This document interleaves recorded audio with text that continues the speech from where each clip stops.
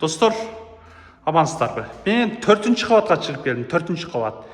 2, 3, 4, 5 ең қадау, 4-ші этаж.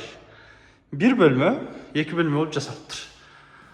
Жайгашкан жер өтө сонун, дизайн жакшы, чырактар жакшы, бүт бардыгы жакшы, ремонт иши жакындашып эле калыптыр, бүткөн эле калыптыр. Жайгашкан жерлерин мен караңгыда тарттым, түшүндүрүп коем. Мына Карл Маркс мектеп. Мына жер баягы жаңы парк ачылды го. Ататүрк парк. Мына жерде Кыргыз Өзбек университети, ОГИП, Биофак, Медфак, ТУ окуу жайларынын бардыгы ушул жерде. Мына бул Оштатан соода борбору, Дархан банясы, Дархан рестораны, Макском. Карл Маркс мектеп нол. Маршрут катам, такси катам жакшы, студенттердин шаарчасы. Bir бөлмө. Алган адам утулбайт, бөлүшүп койсоңуздар болот. 57,5 квадрат метр. 57,5 квадрат метрди көбөйтөбүз. 1150-ге түшүп берүү жолу бар. Капитал курулуш компаниясы курган, домдун 4-чү кабаты.